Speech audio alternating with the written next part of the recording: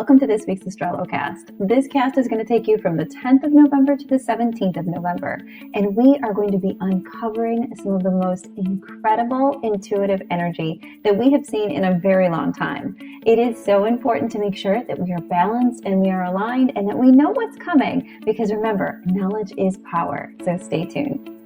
Kicking off this week, we are going to be working with the 10th and the 11th. Now, on those days, the moon is going to be in alignment with Gemini, but we also have a really important portal of energy opening up. So 11/11 is a really profound day. A lot of people understand the concept of numerology, the concept of number sequences, and the high octane power that those algorithms have within our world. So 11/11 has always been known as a highly spiritual frequency. And on this particular day, it is going to not disappoint. There is going to be an enormous amount of energy moving through you. So it's so important to make sure that you're aligned with it properly.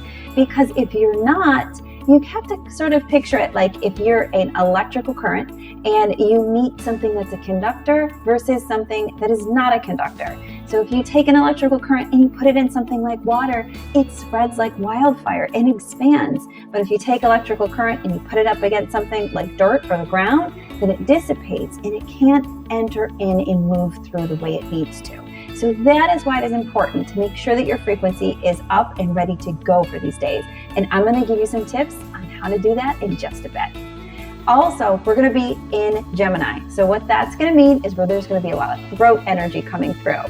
So if you find yourself with a sore throat or a scratchy throat or a hoarse throat or just generally feels weird, that's going to be a strong indicator that that fifth energy center is out of balance. And we're going to talk about how you balance that in just a bit. Also, with anything that is Gemini related, it can affect your lungs. So we want to make sure that we're doing is taking some deep breaths. So 10th and 11th, make a point to set a little timer and just breathe in and breathe out and expand that chest for about 30 seconds as deeply as you can to get that energy pumped and moving through. Now on to the super highly intuitive energy that's moving in. Like 11/11 wasn't enough? Yeah, there's more. So the 12th, 13th, and 14th, the moon is going to be in alignment with Cancer. And Cancer is all about the third eye. It's all about our intuition. It's all about being able to tap into our inner knowledge. Real quick, why do we pay attention to where the moon is? We talk about this all the time. The moon is going to depict your emotions. It is going to drive how you're feeling on the inside. It is going to cast that frequency down on earth, and you're going to have the opportunity if you want to take the higher points of that frequency or the lower points of that frequency.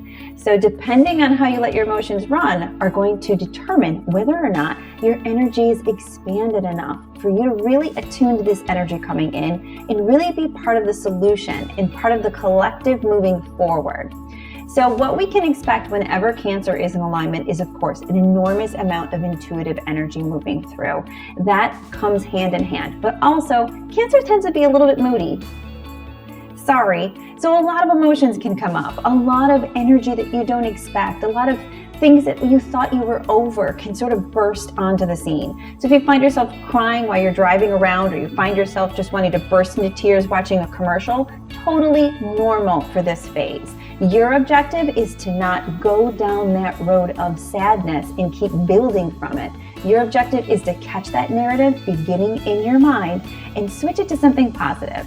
Think of something beautiful in your life that's really going the way that you love. And if you think everything is going wrong, then take a moment to take some deep breaths and send some positive energy out into the world. Do whatever you can to break up that frequency. Another thing about Cancer is it rules the stomach. So those of you who are heavily affected by that energy, you may find yourself a little bit nauseous and having some trouble digesting your food. So I would strongly suggest that you go a little bit easier. Maybe have a smoothie for breakfast instead of having a big breakfast. Kind of start your day off a little bit more easy on that digestive tract, and you'll find that you will really fly, as opposed to getting stuck during this massive period when we are going to be in alignment with a very intuitive Cancer. Then finally, we find our way into the 15th and 16th, in which we're going to be in alignment with Leo. And Leo is like the cat's meow when it comes to intuition. It has everything to do with our connection. It has everything to do with us and our higher self and that flow of energy. And let's face it, our entire body is energy. So getting that flow perfect is the main goal. Well, with Leo, it really promotes this. Leo rules the heart, and you can absolutely expect to have some heart-like ailments occurring. Blood pressure definitely might be a little bit wonky on this day. You might find you have some heart palpitations. You might find that you're having some anxious feelings where your heart is pounding. All of that has a lot to do with the energy. I will also say, if you do feel any physical ailments that you are concerned about, to absolutely consult your doctor, because I'm not a doctor, but those are just a few things that can come up when we are dealing with Leo. So how do you handle this energy? How do you harness it? How do you let yourself move through and gain whatever it's here to teach you, but also have a good week in general? I'll give you some tips in just a second. Okay, so now on to some tips on how to make this week great. So we're going to talk about two separate things. One is an awesome breathing technique to help move this energy up. And then the other is, of course, our Astrolo Star Salutation poses, which are going to be so essential to keeping everything nice and balanced moving over the next few days here.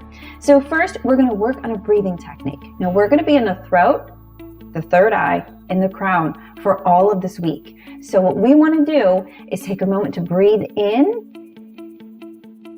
and focus on that throat. Focus on this beautiful ice blue color.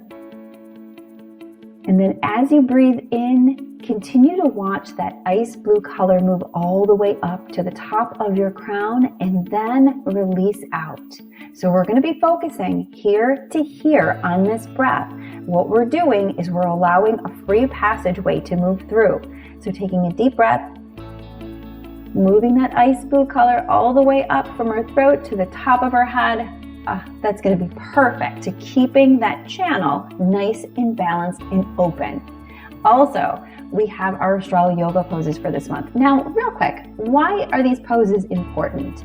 For this, we're going to talk about the ancient Egyptians for just one quick second. They would build pyramids that were in line with different celestial aspects because they knew that during certain alignments, if they were in that temple, that they would be able to extract knowledge. They would be able to pull that energy in.